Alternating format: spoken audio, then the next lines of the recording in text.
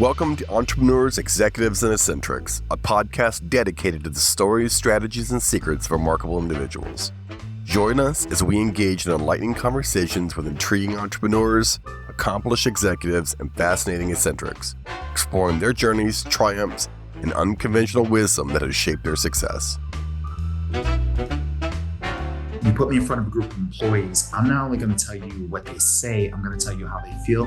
More importantly, I'm going to tell you how they feel about you and your organization and what you and your organization need to do to reinvigorate these employees and to make sure that we reestablish their pride. Get ready to meet Jason Greer, a renowned employee relations expert known as the Employee Whisperer, who tackles hot topics like labor relations, quiet quitting, and railroad strikes. He's an international best-selling author and has been interviewed on MSNBC, CNBC, Fox Business, and CNN for his deep insights into workplace dynamics, diversity, labor relations, and wage compression. For 20 years, he has worked with major companies like Nike and Activision Blizzard to improve employee retention and resolve workplace challenges. Hello, Jason, and welcome. How are you doing today? Oh, man, I'm feeling good. It's great to be here. I was looking forward to this podcast interview with you. Excellent. I want to know exactly what you do and exactly how you got here. If you could just kind of explain to the people listening exactly what your company does at a high level, and then let's kind of work our way backwards of how you got here. Yeah, no worries. So I'm the founder and president of Greer Consulting Inc. I'm blessed to say this, I just found this out a year ago. We're in the top 5% of employee and labor relations consultants in the country. Here's what that means. It means that if you are a company that is experiencing any type of cultural breakdown, your managers and your employees are beefing with each other. Your employees are basically zombie employees where you see them show up every single day and they're doing their job, but there's no motivation. You're having a hard time getting at the bottom of what's going on. You bring us in. In addition to the fact that on the labor relations side, we help companies in multiple industries who are either faced with some type of union organizing threat, or they have a feeling that the employees are potentially talking to a third party and they want to educate the employees about what this process looks like, or you just want to get a better sense as to what's going on, you bring us in. So we are essentially the people that you call in when you have a feeling there's a fire, but you're not quite sure where it is. We'll help you not only to find the fire, we'll help to put it out and make your organization better for having had us in the first place. How long have you been at this? I mean, as this incarnation of what you do as Greer Consulting? Yeah, so we founded my company in 2005, and it's an interesting story. So I founded my company in 2005, didn't have my first client until 2008. So basically from 2005 to 2008, doing a bunch of subcontracting, but I was also very much a stay-at-home dad because as your listeners know, I don't care how many business cards you got. I don't care what your website looks like. If you don't have a business, if you don't have clients, you ain't got a business. Right. Okay. So the full-time, how many kids do you have? I have two. Okay. Yeah, that is kind of a full-time concern. And it's funny. I've heard from a couple of people, I'm a big believer in the first dollar, right? Yeah. You don't have a business until the $1 is made, $10 made, 100, 1,000, 2,000, 100,000, 1 million, right? So Exactly. When was the first dollar made and who was that client and how did you find them out of curiosity? Oh man, I'm going to talk about my client, Brandywine Senior Living, because, when we talk about the pivotal moment in your life, Brandywine was that pivotal moment in my life. Brenda Bacon, former CEO of Brandywine Senior Living, founder and president of Brandywine Senior Living, essentially took a look at me, and I was subcontracting at the time when she and I met. I was doing her organization. They had purchased two facilities in the New York area because they were primarily a New Jersey-based company, New Jersey as well as parts of Pennsylvania. She saw something in me and legitimately said, I think that you have a bright future. I would like to be your first client, but in order to become your first client, there's a lot of stuff that you need to learn. I go, what's that? She goes, you need to learn business because you're a good practitioner. You suck at business. Because, my background is I'm a social worker. I got a bachelor's degree in social work, a master's degree in social work, and a master's in human resources management. That sounds good, but I never actually worked for a company. So I was a former board agent with the National Labor Relations Board, which is where I learned the labor law process in itself. But I didn't know anything about business. And she and her team, Brenda Bacon, Dan Lawson, Ken Sigornick, they literally trained me up. So I was in that rare, I don't know that I've ever met anybody else who's been in a situation where your first client was actually your first mentor in terms of We love your skill sets, but let's go ahead and develop these other skill sets. So I owe so much of what I've become to Brenda and her team.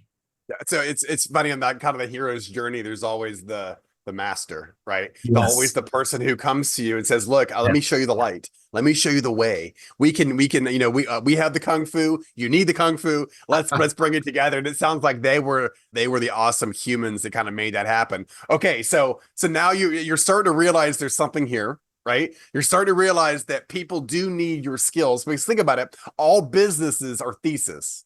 Because it's not Exactly. really proven quite yet, unless you're selling burgers or whatever. It's a thesis, especially at the level that you're at, which is a very specific type of consulting. And the Yes. thesis is that companies will be willing to pay for a fireman. A company will be willing to pay for an employee issue client, not client, but issue relation person, right? And then now you believe there's blood in the water, so to speak, from this first client. So how Yes. do you, is it now a referral? Is that the second client? Is a referral? 100%. I mean, legitimately, when I say that I am so grateful for Brandywine for what I've become, I did that work for Brandywine, and then that work led to a bunch of other organizations. And I looked up, and primarily before Brandywine, my business, my bank account was primarily fueled by subcontractual work.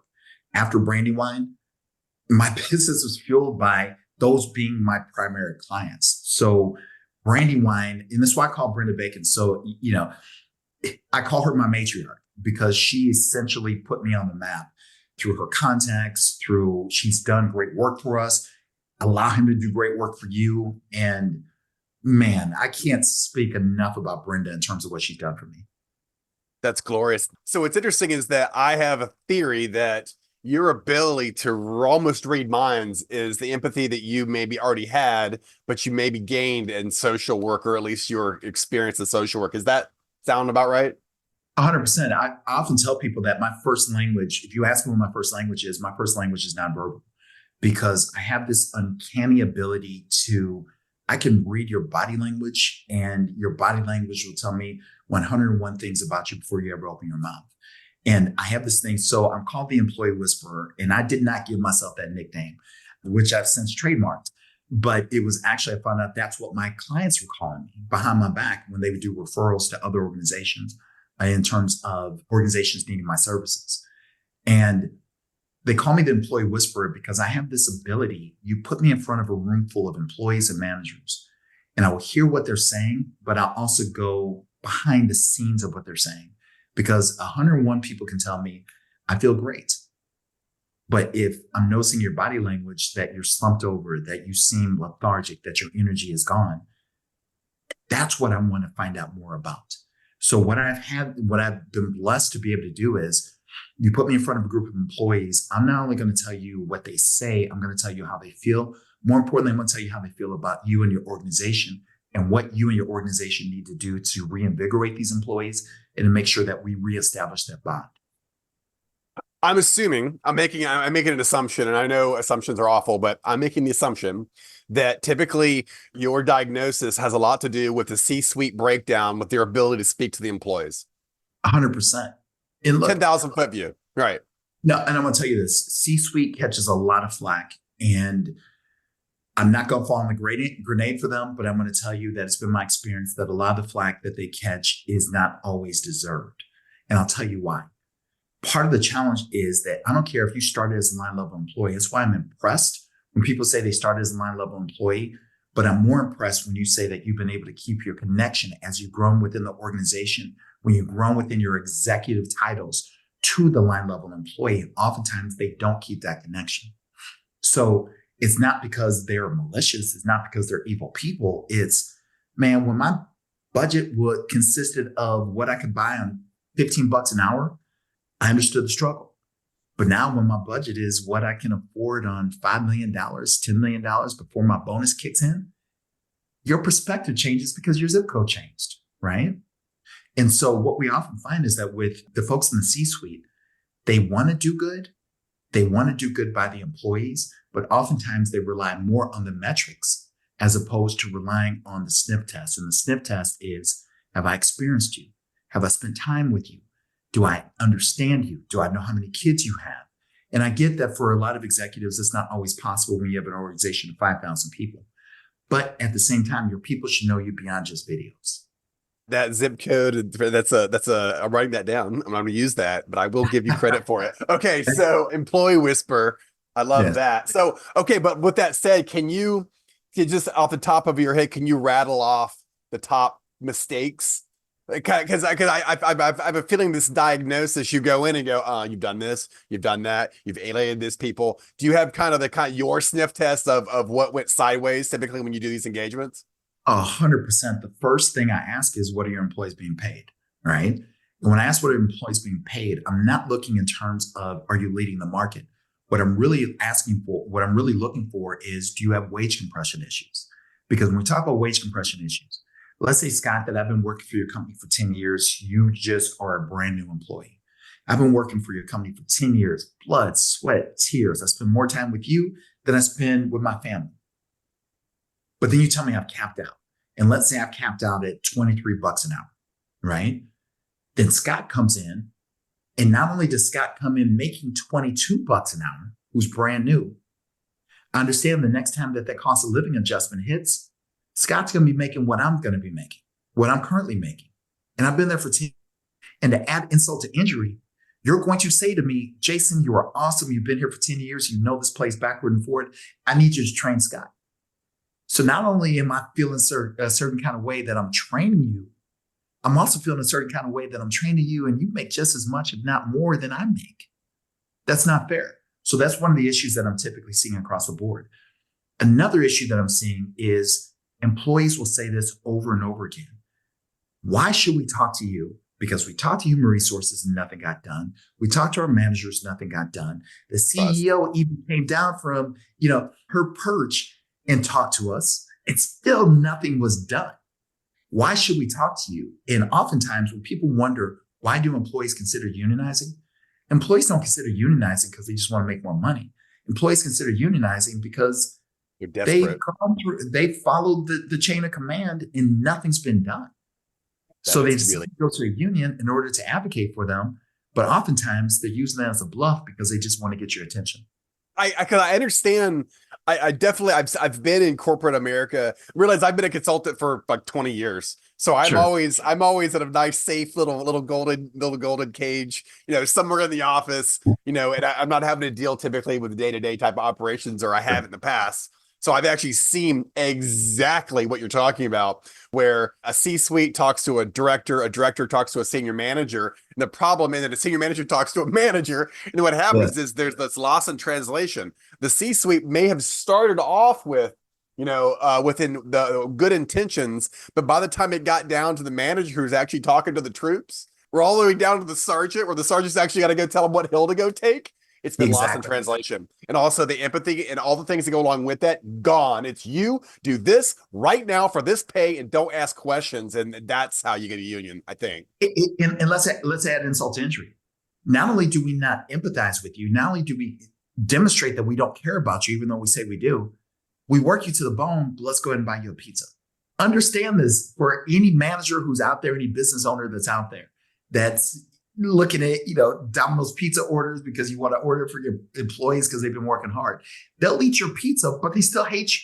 And I'm going to say it again. They will eat your pizza because they're tired and they're hungry, but they still hate you because they feel like that pizza is nothing more than a gentle bomb that you're putting out there for the fact that you have not given them what they're really looking for, which is your heart and your compassion. So if you had a book, I think it would be "They Will Eat Your Pizza and Still Hate You" is the name of the title, by the way, because it is dramatic. It is in your face. You go, what does he mean by? I know exactly what he means by that. If you just think, especially as a business owner or a C-suite or a director or a senior manager, you'll go, wait a minute. Oh, yeah. I think he's probably right about that. But that is profound in terms of understanding the kind of understanding between the C-suite, well, just management, right, and kind of the line level. That's very interesting. Okay, so how did you get here? Now, I want to understand the first person, right? The first company that hired you. We know that's fine. What were you doing before that in the labor? You went to school for social work, is that right? Yeah, so I got a bachelor's degree in social work from Valparaiso University, a master's degree in social work from Washington University. and went out, and I actually had this notebook full of 365 ideas on how it's going to cure poverty. Because look, when you're in school, theory is your only world. So you think that's what the world is looking for. Man, I got out there, and I've said this time and time again, I am in love with social work, but social work didn't love me. No one gave a damn about my theories. No one gave a damn about my philosophies. And I failed miserably. Went back to school, got my master's in human resources management from the University of Illinois with the focus on labor and industrial relations. So I was working at a plant in Danville, Illinois called Quaker Oats. And I don't even think that Quaker Oats facility is still there. But it was my first experience actually working in a unionized facility where the employees were represented by the International Brotherhood of Teamsters. And I'm watching this interplay between management and the union. And I was fast. I fell in love with it because I had never seen anything like that. You know, I grew up in Bridgeton, Missouri, which is right outside of the city of St. Louis. And the vast majority of the people that I grew up around worked for one of the big three, Ford, Chrysler, General Motors. And so you're talking, I'm 50 years old. So you're talking 1974 when I was born. So 70s, 80s. And the vast majority of the people were represented by the United Auto Workers. And you're talking about the 70s and the 80s when the UAW was really at its zenith, at its strength. And so I came up with this idea that unions were sort of the way to go. So, you know, fast forward, had my experience at Quaker Oats, graduated from the University of Illinois. And whereas a lot of my contemporaries were going on and getting jobs in corporate America, making, you know, $60,000, $70,000 a year, which at the time seemed like $800. Yeah, it seemed like $1 million back then. Yeah, it was incredible. I went and I got a job with the National Labor Relations Board making $26,000. So technically speaking, I did all the schooling just to come out making $2,000 more than what I made as a social worker, right? But with the Labor Board, here was my prime opportunity to sit because the National Labor Relations Board, the NLRB is the sole caretaker of the National Labor Relations Act. And they make sure that the National Labor Relations Act is properly applied, both as it relates to unions seeking to organize, as it relates to companies either seeking to remain union free or working with an existing union. I was in love with it. I mean, I was a junior board agent, so I was doing all these stipulated election agreements. I'm doing these case investigations. I'm doing these elections, and happened to meet a gentleman who made me an offer I couldn't resist. And when he made me that offer, he was a consultant. He did not mince words. He goes, look, you are an African-American with labor board experience, with, you know, a high, you know, academic background, and I would like you to come work for me. And he put the offer in front of me. It still wasn't a lot of money, but man, I was in my 20s. I was excited. And to his credit, he put me on the road 22 days a month, learning the old school approach to consulting. And I saw what he did well. I saw what I did not want to become. And I started to put my own little flavor on it. And I recognized that the strength of who I am is I'm a counselor by training, but I'm a counselor at heart. So union avoidance was not so much union bad. It's more of, let me understand you, the employees, where you're coming from. Let me understand what it's like to walk in your shoes every single day. Because if I understand what you're going through, I can relay that to management. And in some shape or form, we can hopefully pull this back together. You are uniquely suited for the thing that you do. You've taken pay cuts to go on this journey, right? Absolutely. To become, and you may have not known what the end result was going to be, but you could smell the value, right? When he offered that job to you at a tiny bit less than it really should have been. You know, you saw the kind of direction, and now you're educated in all things that are union related, but also kind of as that social work has given you the ability and the empathy it takes to see kind of both sides. You are uniquely suited. You are exactly where you are meant to be. No, thank you for that. And thank you so much for what you just said, Scott, because it's fascinating. One of the knocks against me by other consultants and people in the industry has been, I'm not union avoidancy enough. And by that, they mean I don't come in with this fire and brimstone attitude. I come in loving on employees, loving on organizations, because you got to understand that I still have a social worker's mentality from the perspective of, in social work, your core mission is not social work in terms of the application of social work. Your core mission is to work yourself out of a job because you cured poverty, to the point where people no longer need you. So that's been my approach in consulting is, look, I am blessed for the money that I make. I am blessed. Look, I'm on CNBC regularly. I'm on MSNBC. I'm on Fox, CNN. I mean, my career has been amazing. But I will tell you that I have the mentality that says, if I come to work for you as a consultant, understand that I'm not going to milk you for all your money. I come in, I do my job, and I essentially help you to put your organization back together from the perspective of you won't need me because we've done such valuable work that your employees love you and you love your employees. So I come from that perspective of this has been the best ride of my life, because if you haven't noticed this, guy, the employees today are far different than the employees were yesterday. The employees yesterday were just give me my paycheck, let me go about my job. The employees today are, yeah, I appreciate the paycheck, but do you care about me? Right. I'll leave. I don't have to be here. Don't care about Exactly. In fact, I will stay at home. As we saw during COVID, I will stay at home and not come back to the job market if I feel like there are people who are out there who don't care about me. It's a different market. I'm exceedingly happy that someone like you exists. It's just good that you have this. I feel like you've got this morality, very, very well placed heart, and you have the skill set and the kung fu. Because when someone hires you, think about the other consultants, right? The other consultants, their perspective is like, well, I'm here to bust the damn union. It's never going to happen, right?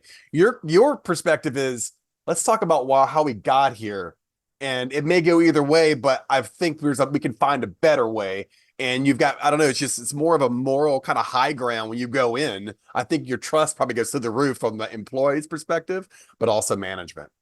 I don't ever want a situation where when management looks back on what they have paid for. And I'm not talking just in terms of money. It's when you bring someone like me in, you're also investing a lot of time, but you're also investing a lot of trust. And that trust is, man, you're going to represent me properly. So I don't ever want a situation where a company looks back and says, man, I wish we wouldn't have done that with Greer Consulting because we're in a worse position than what we were before.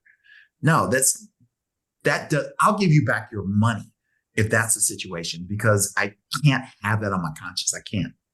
It's a rare find, right? You're speaking that of the morality that was allegedly purported back in the 50s, right? Everybody was supposed to be this, we're going to do the right thing and do the right thing all the time. This morality is always going to be kind of how we do things. And I think maybe it was bullshit, right? Yes. To actually meet highly moral humans, it's kind of rare. And it's been awesome talking to you, Jason. Thank you very much for this short 30 minutes. You're extraordinary. Hey, thank you, Scott. It's always a pleasure.